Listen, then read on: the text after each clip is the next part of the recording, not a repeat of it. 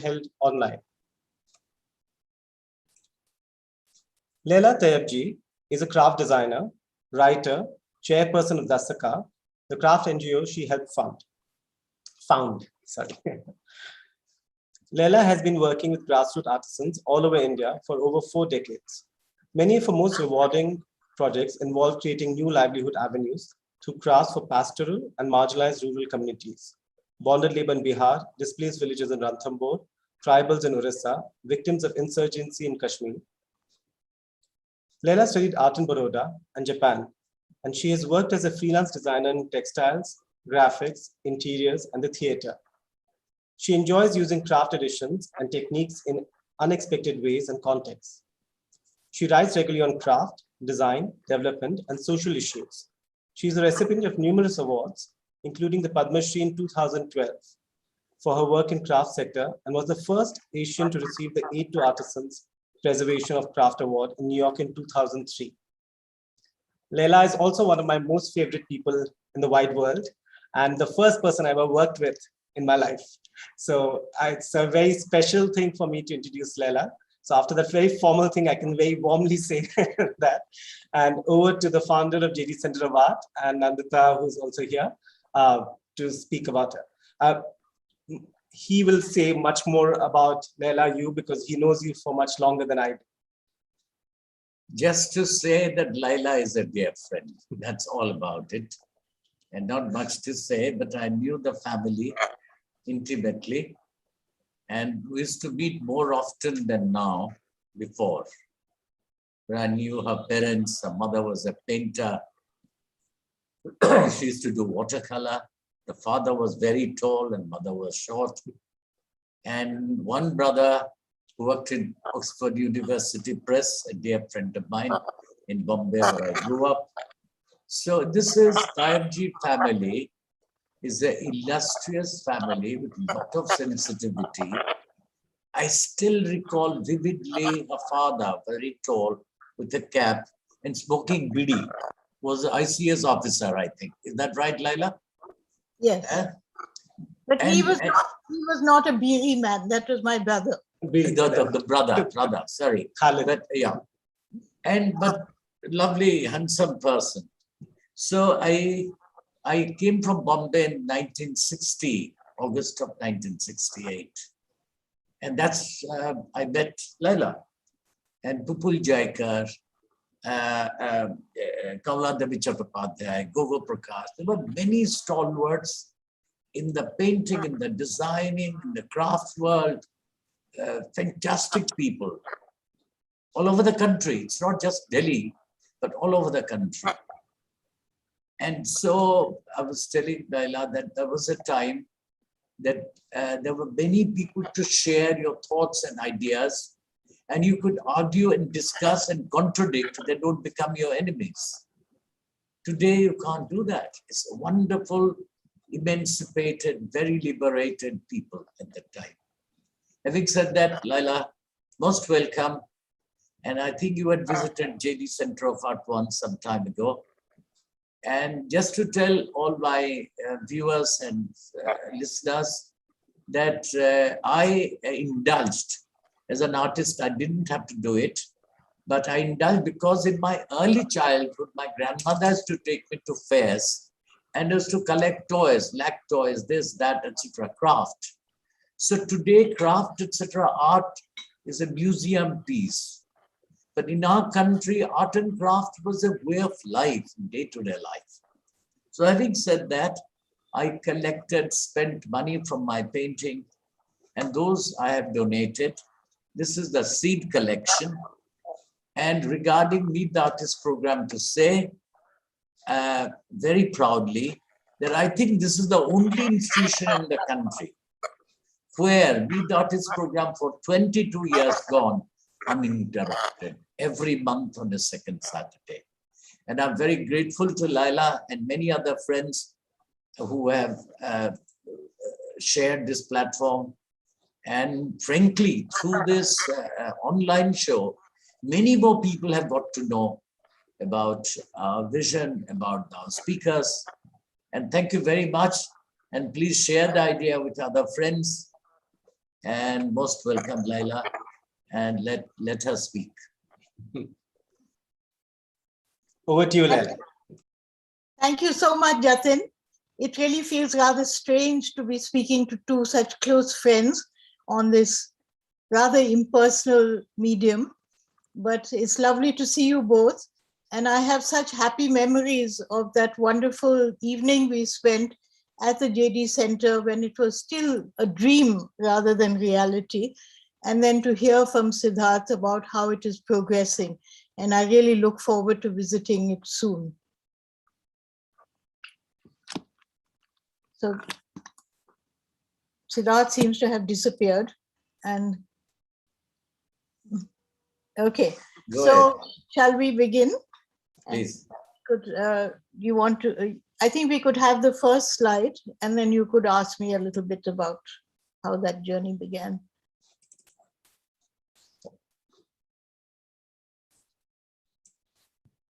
DASTKAR. DASTKAR, the organization of which I am a part, started now exactly 40 years ago, and it seems quite extraordinary. We provide support services of various kinds to craftspeople. And it started very informally as just a group of friends talking about the fact that India has this extraordinary wealth of not only craft traditions, but living craftspeople who still have those skill sets and who still have that ancestral memory of and sort of knowledge systems. And yet they were getting more and more marginalized. And quite honestly, the quality of the craft was also becoming very static, repetitive, and in some cases downright tacky. And from those early conversations started the idea of us doing something about this. We all had different backgrounds, we were all working women, and we came from different backgrounds, professional backgrounds. One of us was working in government, another one was working with women, slum women, someone else had worked in Rajasthan with leather workers. Bunny Page, who was actually the catalyst who got us all together, had worked in Bangladesh soon after Bangladesh became independent and was very much part of a movement there to use crafts for livelihoods. And she said that she was there, I think, for about 14 years or so. And she said she used to keep talking about India and how the crafts in India were so varied and so wonderful, and how, you know, there was such a lively movement to preserve them and revive them. And then she came back to India in 1980 and found that the situation was really not very good, that the government emporiums had become rather stale and bureaucratic, that craftspeople and crafts was not really visible in these emerging markets in metro cities. And through those conversations, we all decided that we should try and do something. And it started as a very part-time activity with each of us giving a few hours a week. And then it just mushroomed because it was very obvious that craftspeople really did need support. And with the market shifting from rural India, where there were so many cheaper alternatives for handcrafted products, the metro markets were the obvious place. And yet the consumer there was a very unknown quantity, how to get access to that market, how to know what to make for it. And that was really the crux of DASTKAR, a holistic basket of services which we could help craftspeople with. As I said, it was totally part-time, and then we got more and more craftspeople wanting to join and get help from us. And so a couple of us decided to go full-time, and then we registered, and here we are 40 years later, still at it. Can we have the next slide, please? Yeah.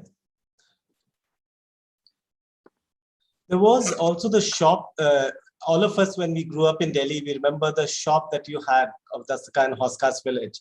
And it was one of the first, like I remember there was the shop in Connaught Place, there was a cottage emporium, and then there was DASTKAR, primarily the ones that one went to, okay, which showcased, I think, all from Jawaja bags to the whole variety of things. Yes, well, actually, Siddharth, the funny thing, the paradoxical thing, is that when we started working with craftspeople in 1981, we actually had no idea that we were going to sell crafts or even help sell crafts. We thought we were going to do product development. We were going to give craftspeople, introductions to buyers and things. We were going to help them access government funding. We were going to introduce them to better raw materials, things like that, support. But it became very clear, and remember that I'm talking of 1980, 1981, where the scene was quite different.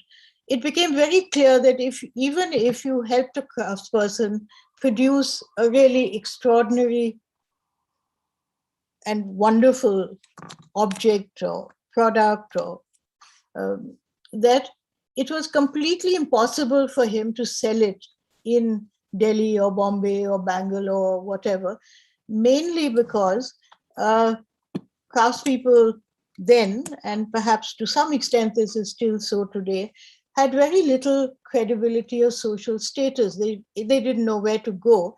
But even if they got to the steps of, say, the Taj Mahal Hotel with a beautiful bedspread or some waste paper baskets, the Darban at the gate wouldn't let them meet the marketing manager.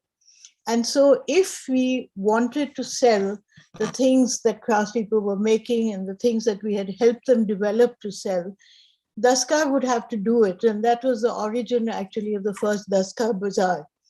Now that bazaars are, to a penny, and they are happening all over India, and all kinds of organizations and individuals are holding crafts melas, it's very difficult to think of that and to realize that this was at that time quite a novelty.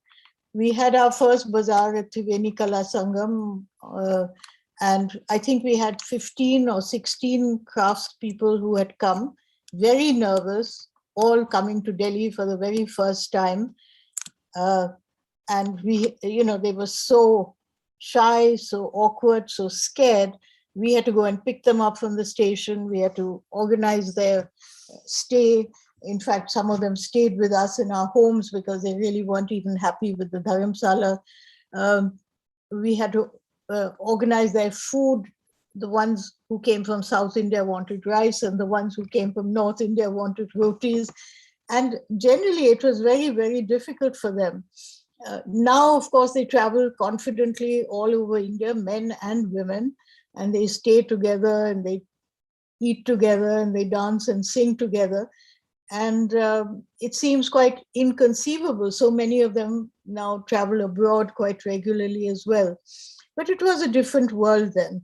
And I think even for customers, I mean, this happened in Delhi, and the people who came to the bazaar were also very unaccustomed to meeting rural craftspeople or interacting with them. They were very, very surprised when we said, no, the craftspeople will make the bill. You have to pay them, not us. And, they didn't know how to speak to them, how to interact with them. It was a great learning for all of us, including DASTKAR, but the response was great. And after that, I think we've done, hundreds of bazaars and exhibitions, but probably that was one of the most exciting ones for us, because it showed that when even very urban customers who were not very familiar with craft, when they encountered it, they loved it and they wanted it. And they were willing to come quite a distance, whether it was a dusty field, some in the outskirts of some city, or whether it was a park in Defense Colony, or it was at the blind school. People were willing to travel for craft and to buy it. And then, of course, I think it was in 1991 that we started the shop in Housecast Village. And that was another whole experience. But I think there is a slight difference now. People have become more familiar with crafts. And as a result, they're more demanding. They're less romantic about it. When we started the shop in Housecast Village, we had a very, very tiny markup because the whole idea was that the money should go back to the crafts groups that we were, whose products we had on display. And it was very simple. I went to Sadar Bazaar and bought those cheap bamboo sort of shelving, and John Bissell of Fab India gave us some old hangers and things. And we had baskets in which all the jewelry and merchandise was just hung on strings from the ceiling. And people actually liked it because they felt that, yes, this is genuine. It's not, there are no overheads, there's no whatever. By the time 10 years had passed, people were quite different. They didn't necessarily care where the craft was, where the products were coming from, how the producers were being paid for it, etc. And they began demanding. They said, you have to get AC, you have to have a credit card facility, you can't, do this, that, and the other. We really aren't bothered, even if it costs a little more. So DASTKAR also had to change its strategies to professionalize in a lot of ways, and to see that the marketplace was changing and we had to adapt to it. I don't think that there are very few places now in India where people still feel an emotive tug towards buying handcraft from the craftsperson who makes it. They're interested in the product. They like the fact that it is made by hand, that it is unique, that it has some sort of cultural, social quality. But I don't, in a funny way, I feel that divide between rural India and urban India has increased quite a lot, and there's less empathy and understanding. So anyway, here's a visual of me working all over the country with different communities, because DASTKAR is neither gender-based nor is it community-based. We work wherever we feel there's a skill that needs to be promoted and developed, and where there is potential. And some of the most exciting moments in my life have been in situations like this. It's so fulfilling, it's so fun. You're working with beautiful things, but you also are working with people, and the kind of the participation, the love, the fun, the humor of those situations is something that is indescribable.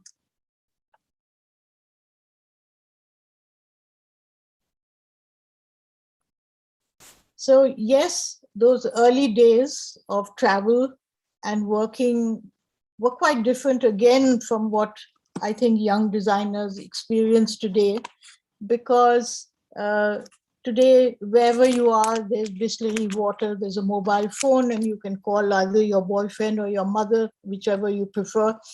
In those days when we set off, we stayed in the villages with craftspeople, and we didn't have access to all this. We used to have mothers hysterically ringing the DASTKAR office, asking, where's my daughter and what is happening? But on the whole, I think the young people who came into the DASTKAR office were very, very enterprising, very enthusiastic, and again had a sense of social purpose, of wanting to do something meaningful, to give back to community, which is rather different from today, where people are looking at their career graphs and their salaries. I think the whole situation on the ground, economically and socially, is quite different. So I've actually worked with everything. I started my life actually as an art student, and I thought I was going to be an artist with a capital A. I came back from Japan and set up my Varsati in Defense Colony, which is where I first met Jatin, I think. And that was in 1968. And I only started doing design assignments as something to earn my bread and butter. And then when I started working in craft through this assignment in Kutch, which happened in, I think, 1978, it was a revelation. And I actually have always enjoyed working with all kinds of mediums. And as you see, I made chappals, I've made toilet accessories, I've made kitchen utensils, all kinds of things. And of course, a lot of garments and textiles, because I do feel comfortable in that medium.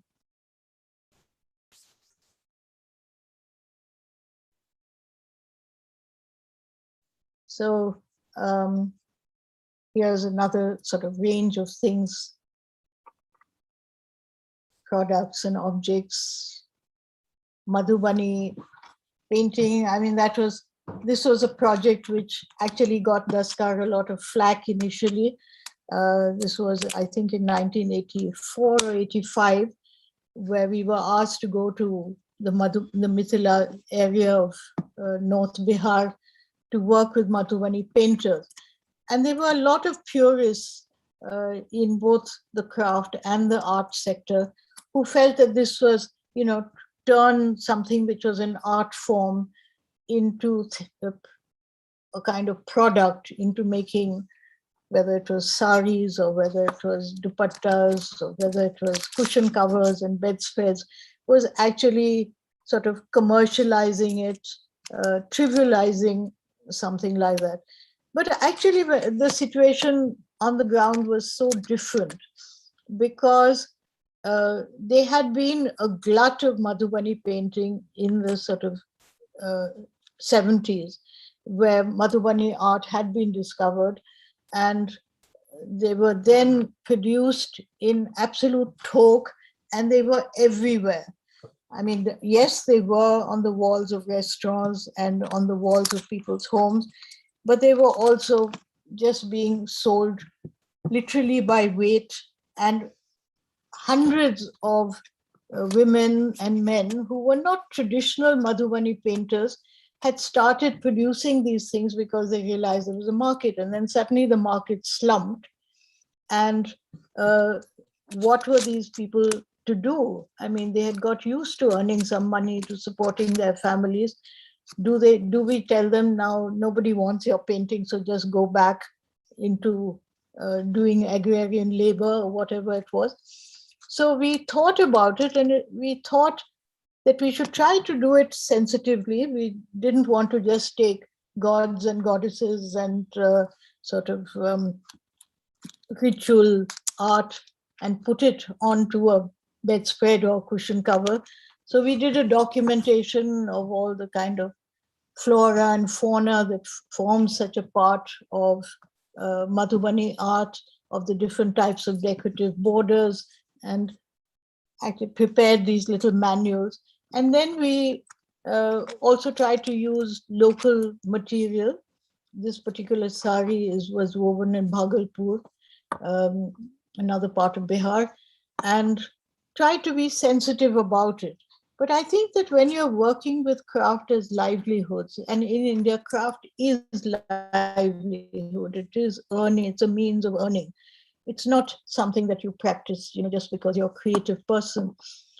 You have to be a little pragmatic. You can't just say that, it was always done like this for a particular purpose, and it has to stay like that always, if the people who used to use it and patronize it in the past are no longer there.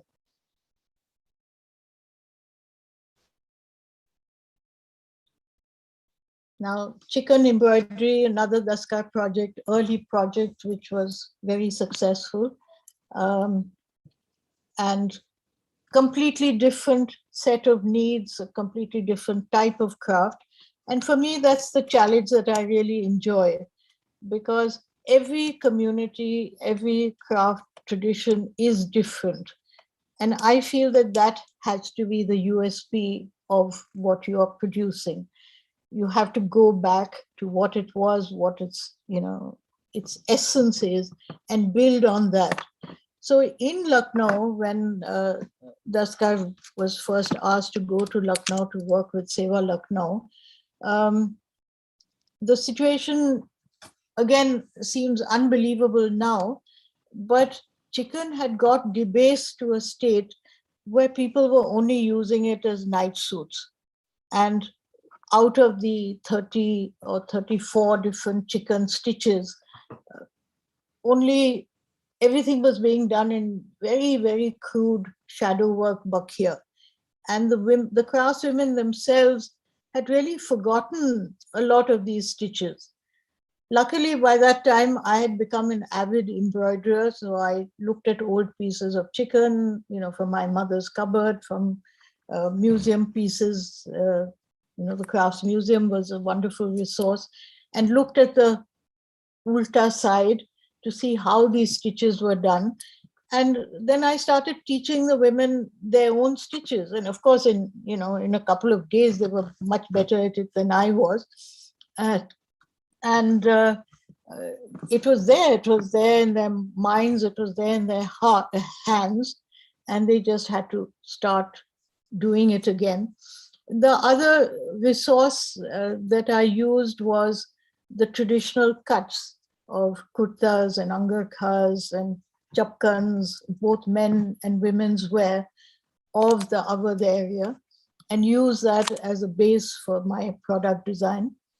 And that's how it all started. And I think we started working with about 12 or 15 women, and all Seva Lucknow had was this tin trunk with a little fabric, and these enthusiastic women. And of course, today they go into thousands. And in Lucknow itself, I think there's something like, over 1 lakh chicken workers. And chicken is on the international fashion ramps. It's being used by designers all over India.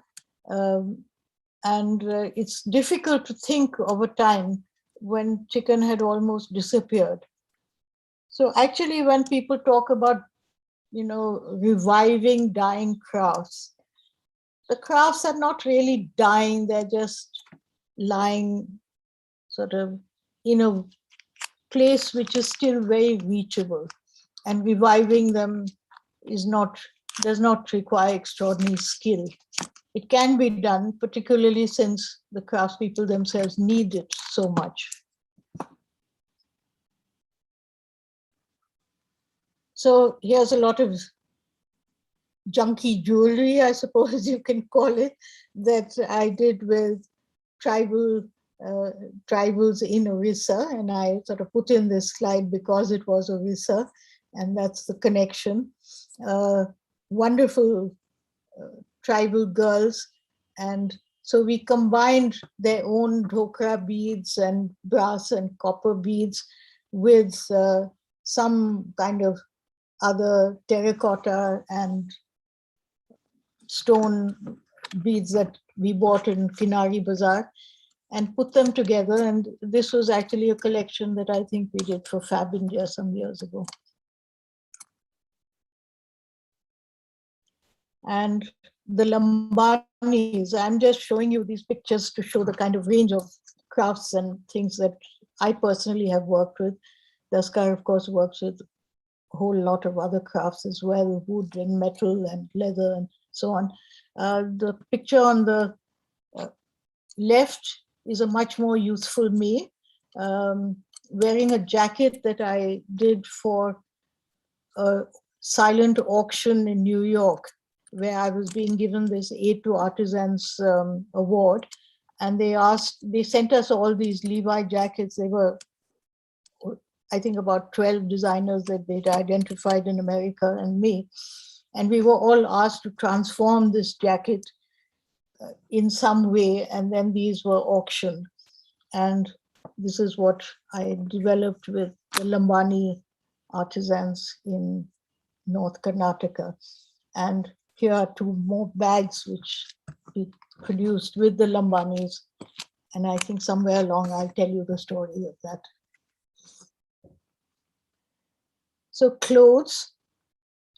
Clothes is a tricky one actually, because if you want to use the craft, it's very easy for it to look a little, there's that word which I hate, which is ethnic, and which doesn't really go with contemporary and stylish and all the things that people want to be. And yet you have to put in that craft, and you can't just use the karigar as just a passive pair of hands that makes any kind of design that you might develop. It has to be somewhere based on their own tradition, and yet placed and put in a way that is appealing. These actually, to me, are looking a bit dated. They're about, I think, 10 years old, if not more. But it gives you some idea of how we use it, and also how we try to introduce local handloom materials. In two of them, we've used mushroom, because the embroidery is done in Banaskantha in Gujarat.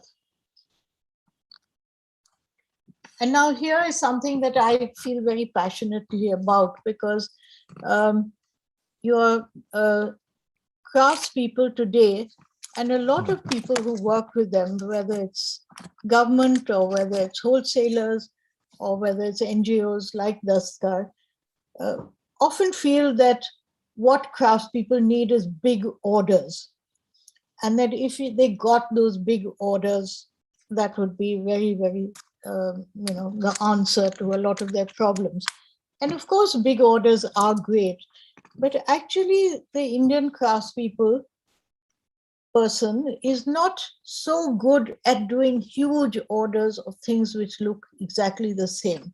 For one thing, availability of raw material, then the fact that craft is a slow, laborious process, and you can't churn out things in a couple of weeks for the Christmas season and then, do a turnaround and make something else for the next season in the way that the international market works.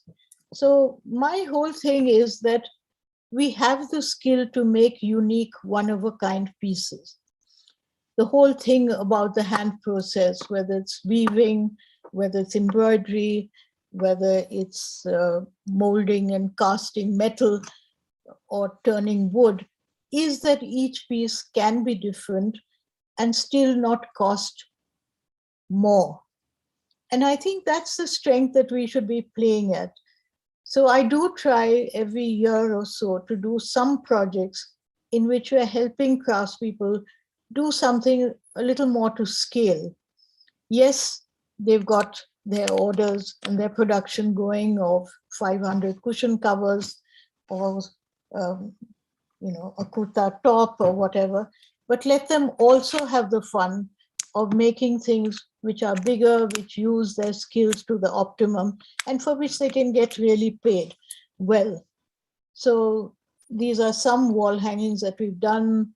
I think the one in the middle is white on white Jamdani from Benares, a tree of life, which was done for the Ministry of External Affairs for one of its embassies. We did a whole collection of trees of life for them. This one is a Matani Pacheri Kalamkari painting from Ahmedabad. And here is the Lambanis doing again a tree of life, and sort of one side is male and one side is female, and the male one is very rugged and stiff and thing, and the one on the thing is women curved and fican bearing fruit and flowers, and also with mirrors and light and colorful stars in the sky. And these wall hangings, we try to let them evolve from discussions with the participating craftspeople. We have workshops and we talk about what we're trying to do, where it's going, what the object is. And so it's a very participatory thing. It is not my design or somebody or the client's design. It's things which have evolved.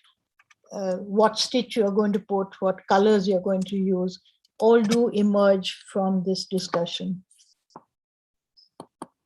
Laila, can you talk a little bit about the Lambanis and your whole work in Sandur Yes, I'd like to. I mean, somewhere there should be a slide about that, but anyway, Okay. let's talk about it.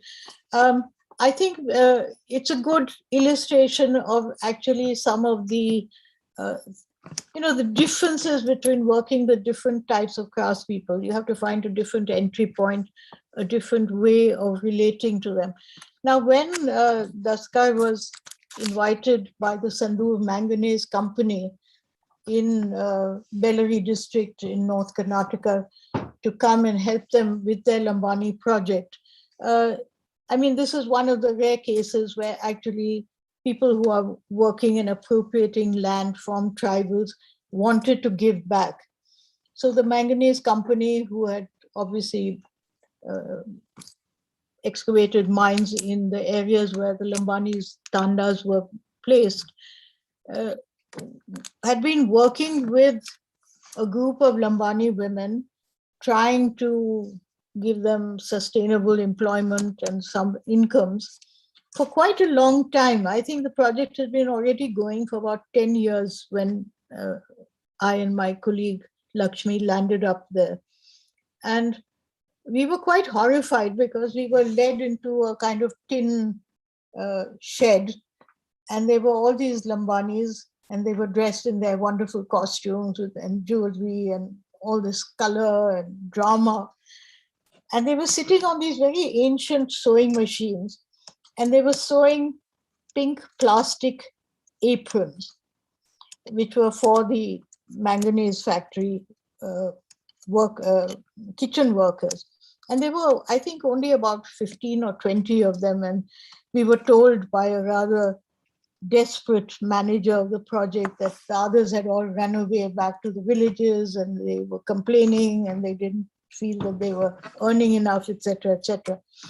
And so we said, but why are they making these plastic aprons? They're so horrible. And so he said, at least we have a market in the company for it. We've tried everything. And he threw open a whole lot of cupboards. And in that, there was some knitting, there was some, I think, crochet, there were some really odd cushion covers and things made with cross-stitch embroidery, and we said, and stuffed toys.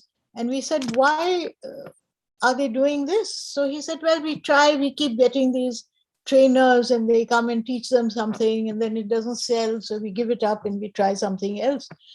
And so we said, but why aren't you using their own embroidery, which is so extraordinary?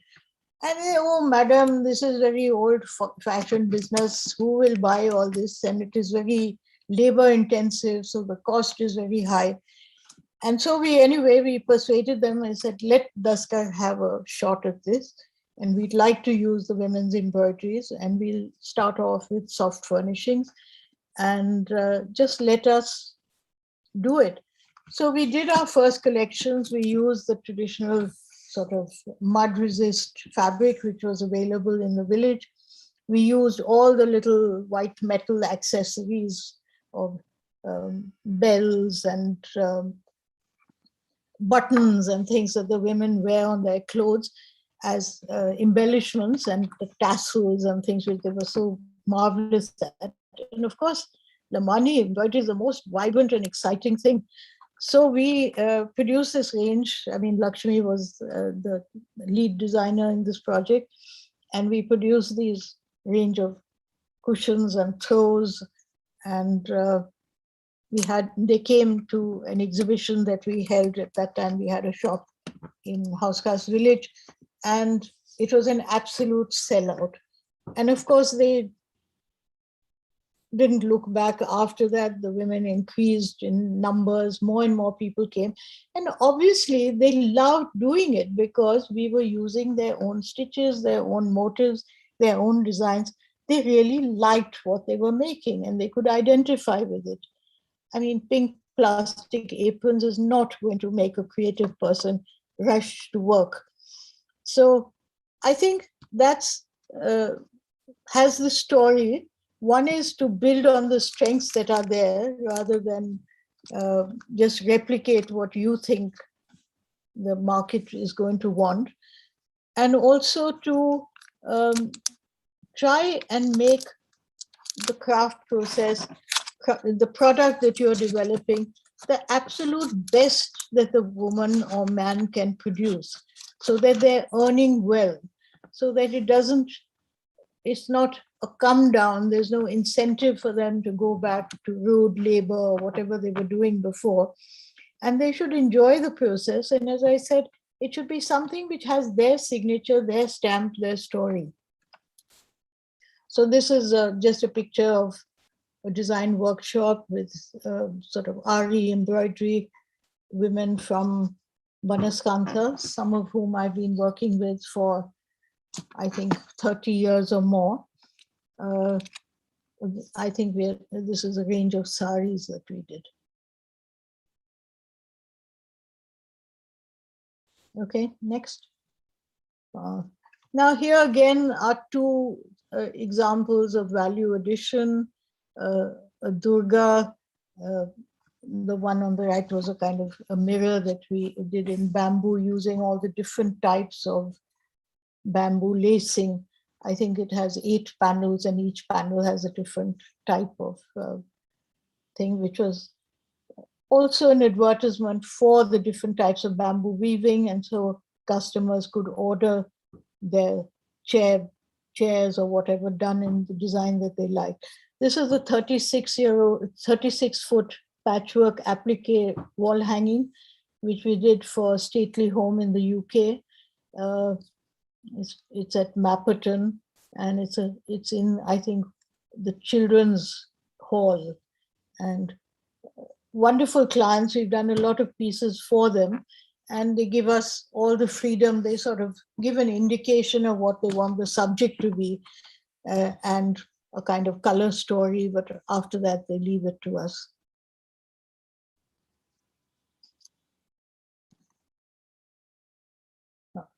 Embroidery, a tree of life, obviously inspired by kalamkari, but done in, again, RE thread embroidery. It's a very big piece. And here are some iron pieces from Bastar done for a hotel in Madhya Pradesh. And once again, scale. Look what those women who normally make 18 by 18 inch cushion covers are capable of doing. These are wall hangings, again done in patchwork and embroidery, mixed media, by, again, that same group of Banaskantha craftswomen, which developed by me, and in one of the Taj resorts. I think we did a lot of things for this hotel. Every room had folk art in it, all around the theme of nature, because I rather wanted to get Matani Pacheri, Kalamkari, Gond. Gond, of course, is nature anyway, but Phad painters who were part of this project, away from just doing those same ritual illustrations of religious and heroic themes, and to try their hand at new images, a new feel. So we did, I think, about 80 pieces for the rooms, and then these 3 very big wall hangings for the main lobby. Nature Bazaar. We were very, bazaars have always been a part of DASTKAR. We find it a very good way, a great entry point for craftspeople who are trying to enter and negotiate with the urban market and the urban consumer, because it's relatively inexpensive to do. And it gives them not only a place, a platform where they can sell and get orders, but also where they can learn a lot about the craftsperson, about the customer, and the kind of reactions. Because you can tell a craftswoman from Kutch till you're blue in the face that don't put egg yellow and turquoise and bright Rani pink together in a single product. That's not the kind of things that people like now. And she will just think and I had to hear this a lot in my various projects, that Laila Ben knows a lot about embroidery, but her color sense is terrible. And then when they come to the bazaar and they see that reaction, that someone lifts up a piece and says, oh, lovely embroidery, but the colors are so thin. Don't you have this in another color? And suddenly the light bulb goes off. Or the other thing, which is quite incomprehensible to rural craftspeople initially, is why is size so important? Why is proportion so important? They really can't see what difference it makes in a cushion if one side is 18 inches and the other one is 17 inches, because after all, you're going to sit on it. But again, seeing that reaction of a buyer to that misshapen cushion makes them realize that, yeah, they need to take attention, not just to the quality of their craftsmanship, but in the finish and execution as well. So that's a great learning place. It is also a place where craftspeople interact and talk to each other and share experiences and gain confidence in dealing with this whole new world. So even though it's 40 years on and we have malls and lifestyle stores, we still find that a bazaar is a very good place for a craftsperson who's just entering the market. Okay, so this is the Ranthambore project, one of my pet projects because I think it was the toughest. When Valmik Thapar of the Ranthambore Foundation asked us to come to see what we could do for the people in the villages which had been resettled after the Ranthambore Park was created. I don't know how many of you know that there were actually 14 villages within the confines of what is now the Ranthambore Tiger Park. And they were just taken and shifted into some other villages, or sometimes created a new village in places that were really very unproductive and which for an agrarian community had very little access to water or fodder or any of the things that they required for their animals. So when we went there, it was really, really a struggle. We did what we usually do, which is ask for a meeting in the village and call the sarpanch and sit around with everybody and chat to them about what DASTKAR does and would they like to be part of this and we could help them, etc. And I remember this woman got up and she said, first she said, look at my hands. I work in the fields. Do you think I can make anything delicate and nice for you city people to buy? And another one got up and she said, they all thought that we had come from the government and we were some sort of census body or something. And she said, first you fill my belly and my children's bellies, and then you ask me questions. So it was a great, great struggle. And initially, I used to give them something to make and try to see what they could make and how we could build on that. And we used to come back after 3 weeks and find that absolutely nothing has happened. So finally, in desperation, I took a little room in one of the villages and settled down there. And I think there was obviously a lot of curiosity as to who this crazy Benji was, who'd come from the city and who went out with her lota in the fields in the morning, just like them. So they started wandering into this little room to see what it was all about. And I would be sitting sewing. And I had decided actually that patchwork was probably the best thing, because the one thing we discovered, and I think you can see one of the women here showing a little piece of where they had sewn together some rags.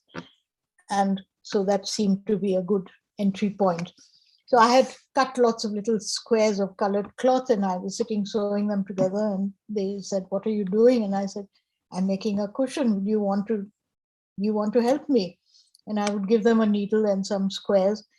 And it was quite funny because initially they couldn't even grasp that color sequence of that. If you have three colors, you do color 1, 2, 3, and then you start again with color 1 and go on that way. And I mean, the results were so funny and such jerky, huge, wobbly stitches. But at the end of the day, when they were ready to go home, I would give them some money and they said, "What is this for?" And I said, "Well, you made something, so here you are." And of course, the news just spread like wildfire. And people started trekking in to say, this Benji is giving work and she's giving money and so on. And it became quite crazy. And I was cutting squares of things, showing them how to match the colors, explaining to the newcomers what was going on. And I toddled into the village and I found this tailor who was sitting sewing blouses or something. And I said, "You have to come and help me because I just can't cope. I can't cut enough, fast enough." And then, so he joined. And Naranji is still a part of the Ranthambore Project. What is it, 28 years on now. He's our Master G, and he has seen the project grow, and he's seen these women grow. So we do a whole lot of different products here because the skill levels are still not amazing. We do block printing, we do these little stuffed birds, we have the leather workers from the neighboring village making chappals and things using that same block printed fabric. And we do stuffed toys, this wonderful thing that Devaka Krishnan has taught them of doing threading animals by thread coiling. And of course, we have our iconic Ranthambore tiger, and which came from a problem. And there was block printing in Ranthambore originally. Savai Madhopur had been a center of block printing, but it had almost died out. And so when we wanted to revive it and teach the women how to print, the thing was what kind of designs were they going to print? And we didn't want to replicate the whole Sanganer, Bagru designs. So we felt that we had to invent our own designs. So my two sources of inspiration were, one, we organized a kind of baitak where all the village school children came and they drew pictures of animals, because after Ranthambore, wildlife, tiger, etc. So we got them to draw birds, trees, elephants, camels, tigers. And we use those block prints as the base of a whole range of different things. You can see, I think there's a warthog somewhere, there's a crocodile there, and there's this tiger, which just somehow caught the fancy of everybody. And I feel so ashamed that at that time we didn't really sort of record the names of all these kids, and I still don't know who this little boy is who drew the original tiger, which I then adapted and made into what is now the trademark of the DASTKAR Ranthambore project. So every community is so different. Kutch is where I started my craft journey in 1978, and it really was, for me, inspirational and made me decide that this is what I wanted to do for the rest of my life. Otherwise, I was doing everything from interiors, graphics, theater design, sets and costumes. And when I went to Kutch, originally for 3 months, and I stayed on for 6, this was 1978, and Kutch was so unknown that a lot of the people that I told that that I had got this assignment as visiting designer for the Gujarat State Handicrafts Corporation, people didn't even know in Delhi where Kutch was. I remember a friend of mine asking me whether it was in Africa. I mean, now that everyone knows Kutch and knows craft, it seems unbelievable. But this was 45 years ago. Now, Kutch was quite unknown and quite unexplored.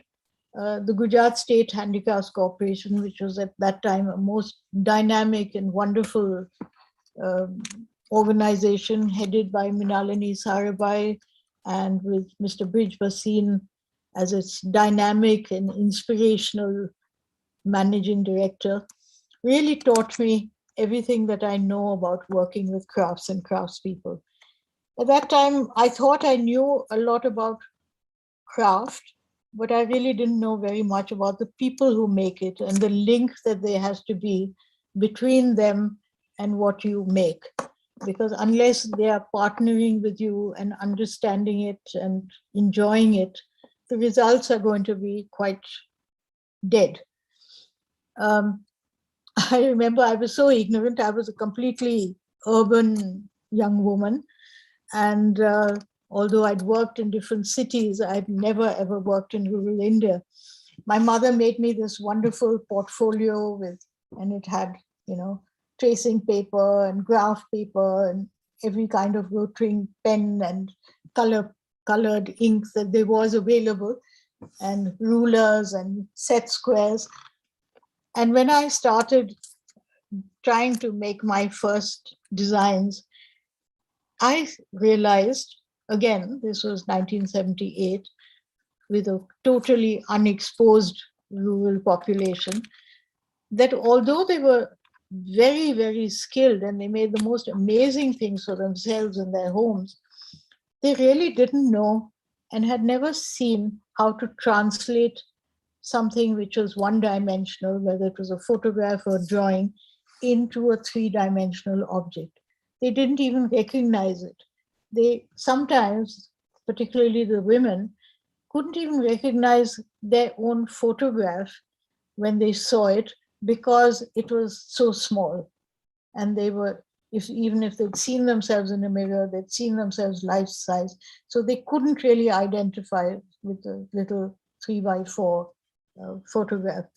But they were so skilled, and they took to it like a duck to water. And even after the devastation of the 2001 earthquake, you can see Ismail Bhai standing there in the ruins of Damatka. They have a grit and an energy and an entrepreneurial spirit that makes it possibly one of the easiest places to work. They're always ready to try something new. You can see there's a photograph here of Sohail, one of the craftspeople, Ajak and block printers, who just happened to be surfing. Now they're all surfing and going on Pinterest and the net. And he saw some paintings of Jackson Pollock, and he produced this collection of saris where he combined his own traditional Ajak prints with some of Jackson Pollock's splatter and paint thing. Here's another very, very contemporary piece of Bandhani.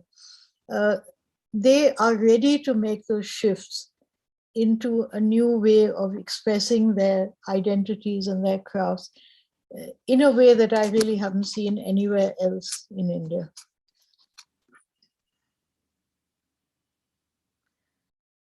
Well, Madhubani, which I talked about a little earlier, is the absolute opposite.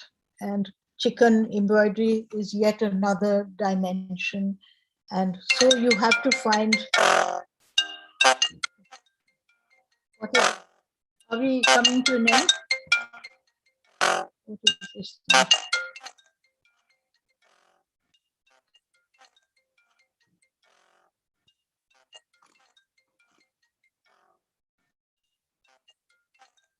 Siddharth, what is happening? Oh, I think it's your phone, Laila. Is it your phone that's ringing? I have got my phone, so Okay. I don't know why it's No. anyway. Are we running out of time? How are we doing? We have 5 to 10 minutes. we're rounding up. All right. So one of the things that has been very, very useful to me in my craft journey is the fact that I love to embroider myself. And it's been a way of not only passing the time and sitting and, when both parties are sitting and making things, it brings a lot of companionship. But it does two other things. One is that it makes craftspeople, in a very strange way, value their own skill more. When they see that someone urban, educated, is also doing what they have been taught to, takes very much for granted and perhaps even devalue, because they all think that actually speaking English or learning how to use a computer is much more valuable than being able to produce embroidery. So the fact that I embroider, and when we work together, I sit, now my eyes are not so good, but I used to always carry some embroidery and I always used to do it. And here you can see some Rabaris looking at the piece that I was working on, and they think it's really nice that I do this. And it gets one a little bit of respect also, because sometimes I can teach them a stitch which comes from a different part of the country and they enjoy that. So I think that working with your hands is just about the most satisfying thing, and I do strongly recommend it to people. Yes, it's fun to do designs on the screen, and I enjoy that too. But there's nothing like making something and seeing a concrete three-dimensional result. Okay, next. So one of the things that I think I should talk about, because it's probably got me more followers on Facebook than all my 40 years of design work, is the sari business. As you can see from this photograph, I like to wear saris even when I was quite young. But in the interim, I wore everything else from bikinis to bell bottoms. But when I was 50, I decided to shift just to wearing saris. I got tired of multiple wardrobes. And I also got very tired of people saying the trouble about a sari is that you always look the same, or the trouble about a sari is that you look like a Benji.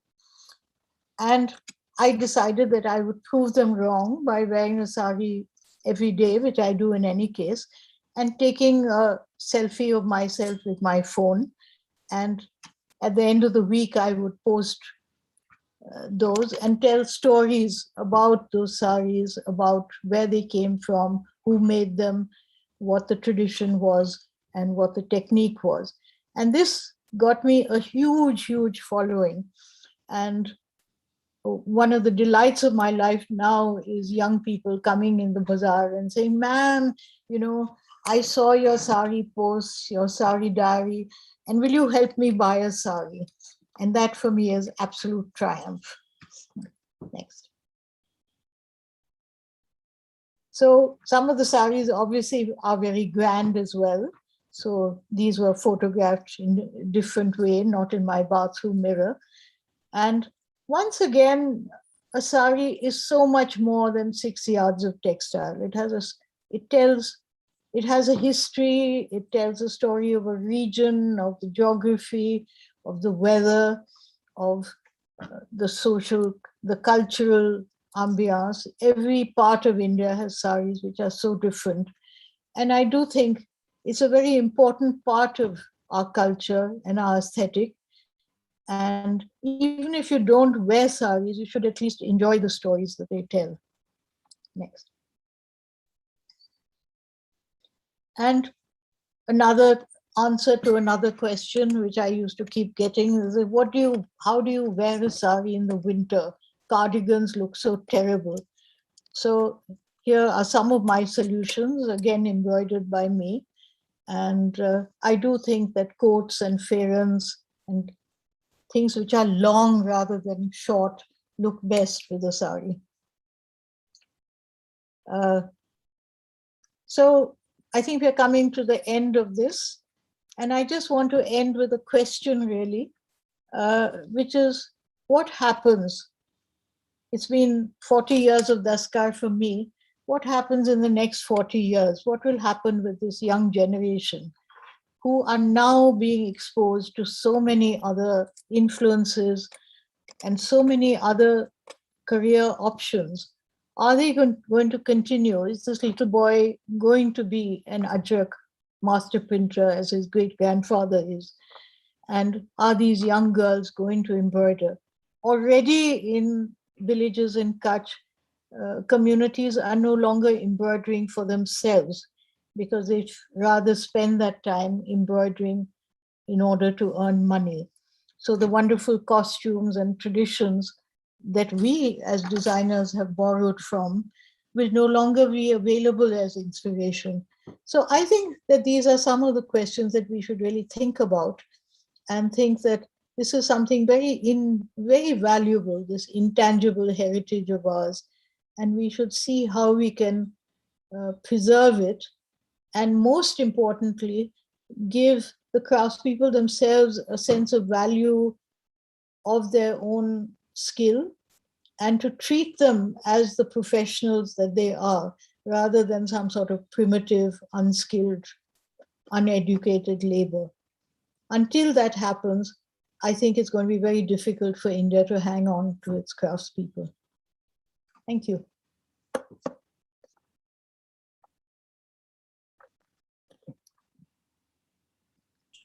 But before that, if any of the participants would like to ask you something.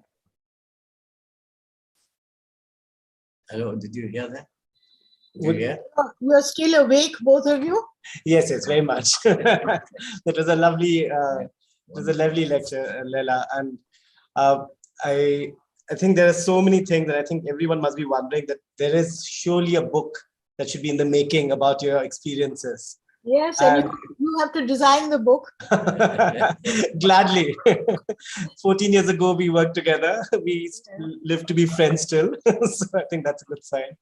So, so I think, are you thinking of doing a book of your experiences?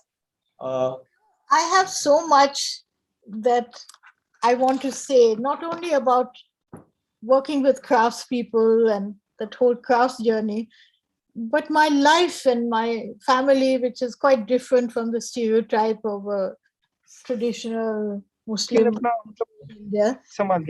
I'd love to write it, but I think it's a formidable task, and I'm much better at short, quick pieces.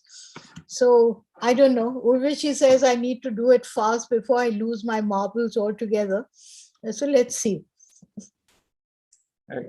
Are there any questions for Laila Tyabji from anyone? Please feel free to, and please put on your videos. We can see lots of hands going up. Please ask away. Just unmute yourself as Lakshmi Krishnan. You can unmute yourself. You have Prerna Rathore, Sonali Maharana. Please, one after the other, if you could ask your questions. Yes, sir. Yeah. Hello, ma'am. Hello, sir. So, ma'am, I really appreciate what you have done for craftsmen and very other people, rural area people. Ma'am, I would like to ask you that what motivated you to get into such thing, and one more thing, that people think about these things, about doing things, but they don't know how to do it. About how to part. If now also I feel I should do something for people, but I don't know how to. So if you can enlighten me. The thing is not to think too much. I have to tell you that nothing in my life has been very planned and thought out. I want to talk. How do I do it? I take each day as it comes, and one thing leads to another. As I said, I never thought I was going to be working so many years in the craft sector. I thought I was going to be an artist with a capital A. And I didn't think I was going to be a designer, but I needed to start doing projects to earn some money. And then I discovered that I liked working with people who made things with their hands. And even if I was doing an interior, I didn't want to do plexiglass and stainless steel. I wanted to work with wood and with textiles. So I think one thing leads to another, and you have to follow both your heart and your head. And if you want to do something enough today, there's so many entry points. You know, there are so many of us organizations that work with craftspeople, or even if you're not looking at craftspeople, you're looking at rural India, there are NGOs who work on health and education and livelihoods. So just get in touch with them. You just have to Google and their names will come up. You send them a letter, you walk into their offices. And you have to decide, you don't have to decide that I'm going to be a selfless social worker or an NGO. Today, it can be a profession. It can be, a viable, financially viable profession. I mean, Siddharth is an example. I don't know how viable, but anyway, it's a profession. You just need to decide what you want to do and do it. And don't think that, is this what I want to be doing for the next 50 years? You can try it out, see how you like it, and follow the path. Thank you so much. Can I be heard? Yes, you can be. Yeah, please. Can I ask a question? Of course. Laila, you've been to so many places, met so many different types of people, and you're going to be writing your memoirs. Did you collect any stories from any of these women, men that you interacted with? I can't say that I made a very sort of conscious effort to collect stories, because one was in the moment, one was busy. I now rather regret the fact that at least for the first 20 years, I never took photographs either, because I felt it was such an intrusion in the sort of companionship that we had if you suddenly said that we started taking pictures. With mobile phones, it's less intrusive, so I do take pictures. But I do have a lot of stories. I still, luckily, even at 74, have a fairly good memory. So I do have some of those stories. We did write reports and letters and so on. So there's quite a lot of material. The thing is that it is a formidable task, and I'm not sure that I'm up to it. Some collaborators. Collaborators are usually very disturbing and destructive. Okay. Okay, thank you. There's a question from Sarita Hegde Roy. Sarita, do you want to ask it yourself? Sarita, are you there? Okay, I can ask for her. Hope there is a sound and committed team to take forward your vision with DASTKAR. Sorry, I didn't catch that. Hope there is a sound and committed team to take forward your vision with DASTKAR. Yes, we have luckily a very sound team with a stable core, some of whom have been with DASTKAR for 36 years, 25 years, 20 years. And we have a floating population of young interns and young people who come. But I think that both things give an organization, one lot gives it stability, the other one gives it energy and new ideas. And I think that any organization needs both. But yes, I think that young people today are not looking for permanence in the way that all of us did, that if you found a career that you liked or a working environment that you enjoyed, that you signed up and you stayed there till you resign, till you retired. I think people today are looking for much shorter assignments, and they want to keep learning, growing, going to new places. So I think we have to adjust to that and accommodate that. There's a question from Katie Ravindran. Katie, do you want to ask it yourself? Katie? Are you there, Katie? I am here. Lovely. Would you like to ask a question? Yeah, thank you, Laila. It was great meeting you. much before your Facebook fan club began, you have a fan club in Nizamuddin, of which Sorry? you have a fan club going on in Nizamuddin, and I'm a huge fan myself. Yes, well, I hope the fan club has not decreased in numbers after this hour. Slowly expand. Now, my question was, Laila, about the last 2 years of DASTKAR and how you coped with difficult times that's hit everyone. How did you cope in the last 2 years with your DASTKAR? Kitty, speak a little Kitty, clearly. I can't hear. Kitty, can you speak a bit louder? Okay. Now, my question was, how did Laila and DASTKAR cope with the last 2 years? Okay. All right. Well, it's obviously been a very difficult time, and it's been difficult doubly because obviously the craftspeople have been very badly hit by the loss of markets, the loss of orders, the cancellation of many orders, and the fact that particularly in phase 2 of COVID, COVID has reached the villages and there have been huge numbers of deaths because they don't have the medical facilities that we take for granted in the city. But it's been very hard for DASTKAR also because our own sources of revenue have died out because we can't do programs, we can't do consultancies, and DASTKAR doesn't actually get external funding from either the government or international funding agencies. But as I said, I'm very lucky in DASTKAR to have a great team.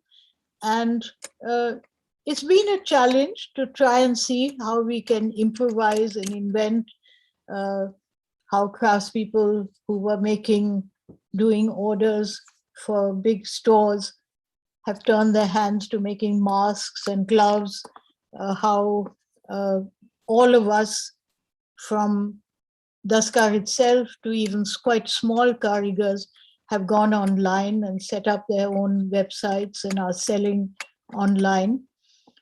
It's been a learning. It's a learning that I wouldn't like to have to do again. But luckily, craftspeople are creative people and they're resilient people. They've had so much hardship and so many difficulties all their lives that they perhaps don't get as demotivated or as stymied as we do when things shift from the normal. And I think that's a great asset. There's a question by Sonali Maharana. Sonali, do you want to ask? Yes, sir. Good evening, sir. Good evening, ma'am. You're very soft, Sonali. You'll have to speak a bit louder. And if you want to put a video on, you can put your video on. Sure, sir. Good evening, ma'am. I am actually a daughter of a craftsman in Orissa, and now I'm continuing with my master in design. And after completing my master, I want to work on the varieties of India's craft, and this is my soft corner, and I'm very much attracted towards the Indian craft because my upbringing is like that. So, ma'am, please give me some suggestion and advice so that I can make this craft very proud. And my advice is that you should come and work in a crafts community. That's the best way to learn, and it'll teach you how to interact, how to learn the thing. You know, don't start from the other end, which is what a lot of people do, is that I want to sell Indian crafts and promote Indian crafts. You first have to build your own knowledge of how craftspeople work, what is possible, what is not possible. So choose a pocket where you like the craft of that area, and where, if possible, you speak the language also, because that does help. And then just come and stay there with them and see how it goes. Okay, ma'am. Thank you so much, ma'am. Wonderful. Laila? Are you saying bye-bye? No, he's asking you a question. I want to, after everybody is finished, if there is anybody else to ask you anything, only then I will speak. Is there anybody else? Hello? Yeah. Now, the dichotomy, the conflict for a creative person who does anything physically, by hand, a singer, writer, a poet, a dancer, a musician, craftsman, a painter, that there is a very old saying that the best way to destroy a creative person by overselling and overexposing. This is one thing. Number two, big orders. If somebody tells me make 100 paintings and I'll give you so much of money, then my quality will deteriorate. Number one. Number two, then I'll be in the greed for money and I'll be in a hurry. Number three, something else. We have museums. The word museum is a very vulgar word because it is for those who do not have arts and craft in their day-to-day life. Then you go to the museum to see. Museum in Bengali, it says Jadughar, otherwise Sangrahalaya, which is a storehouse. Frankly, our villages are museums. So we need to do museums as arts center in a different way that it can be a resource place and resource person. This young lady who just asked you, Maharana, I was very touched because she wants to continue. A lot of times when the parents are artists or artisans, if they're not doing well, the children would like to do something else altogether for their livelihood.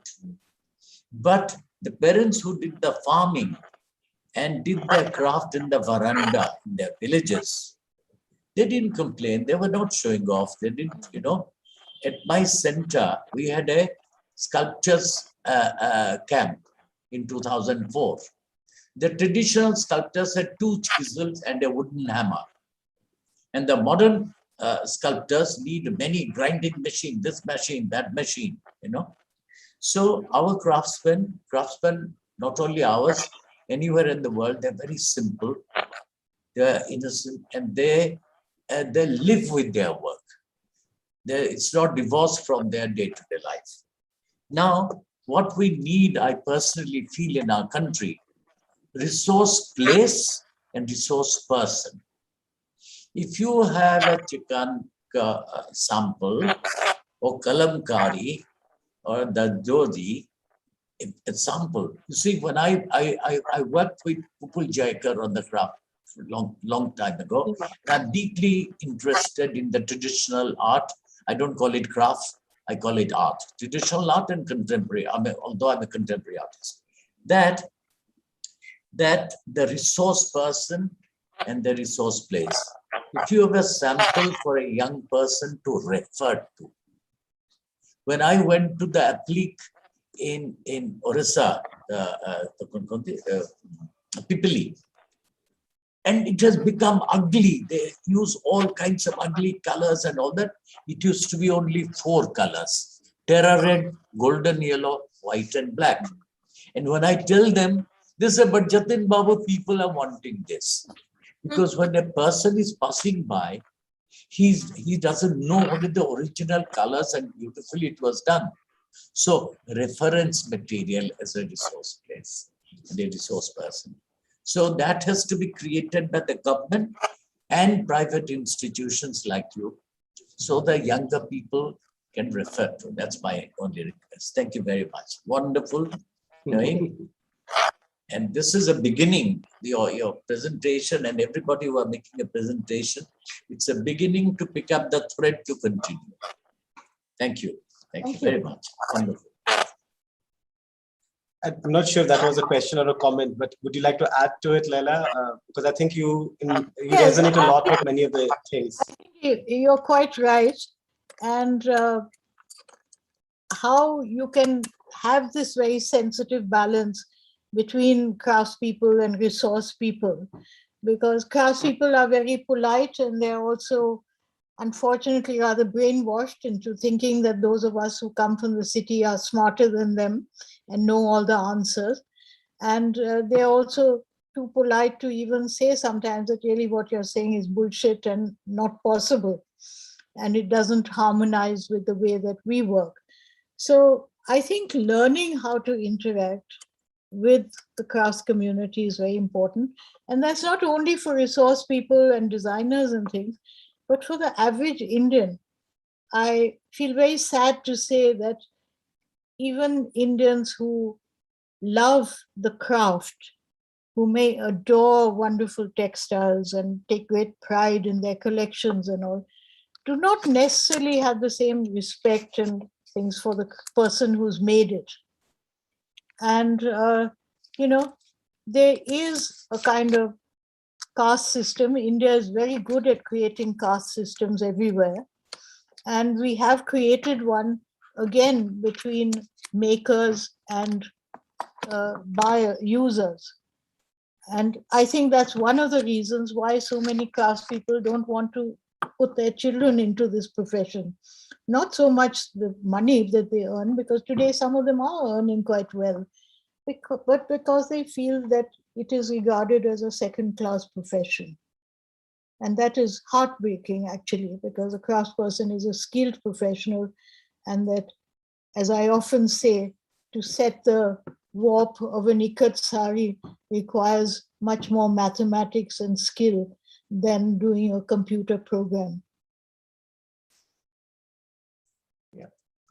So are there any other questions that anyone would like to ask Laila? Anyone else? Or we will, I think I'm going to thank you, Laila, on behalf of JD Center of Art. Thank you very much for doing this. We have been badgering you to do this Artist lecture, and I'm glad you accepted it.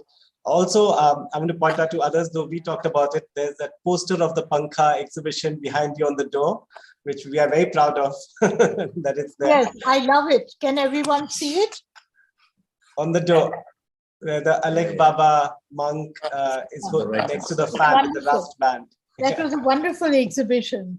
And all of you should know that Jatin has been collecting pankhas for I don't know how many years. 46 years. And he has donated this collection to the JD Center, and it's really worth seeing. Thank you. And I hope that in a year when we open, Laila, when something, if nothing else, at least our center should bring you to Orissa, to Bhubaneswar, and yeah, inshallah, hopefully lots of exciting things ahead. Yeah, absolutely. I always say that Orissa is one of the states which is richest in crafts, and with such a range and such skill.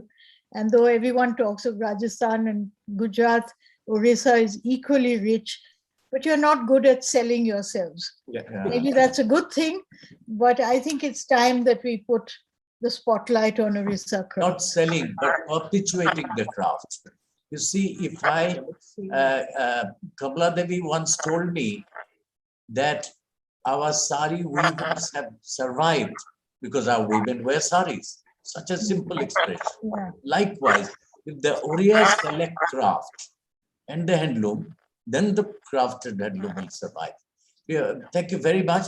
I just want to put one thing, that we had Deborah Swallow last time, was the director of the Courtauld Museum, and who's also a friend and a great scholar. And also to mention that 2 days ago, a very dear friend artist called Rini Dhumal passed away. And we have lost a lot of our friends. And through our program, I would like also all of you to know Rini Dhumal of Baroda, husband, wife, both were professors of art at the MS University. And she was a fantastic artist, a painter, drawer, and a printmaker. And she passed away on the 8th. So all of you to know, and please reach out. Yes, I mean, it seems to be a year where there's so many wonderful people have gone. That's right. Rini, whom I knew quite well, was quite a lot younger than me, so it was quite a shock to hear. That's right. That's right. Thank you. Thank you very much. And all the participants in this program, those who are listening, thank you very kind. And look forward to seeing you on second Saturday every month with our Meet the Artist lecture. And We hope, Laila, you will stay in touch and we will do something lovely for JD Center of Art. Yes. Thank you.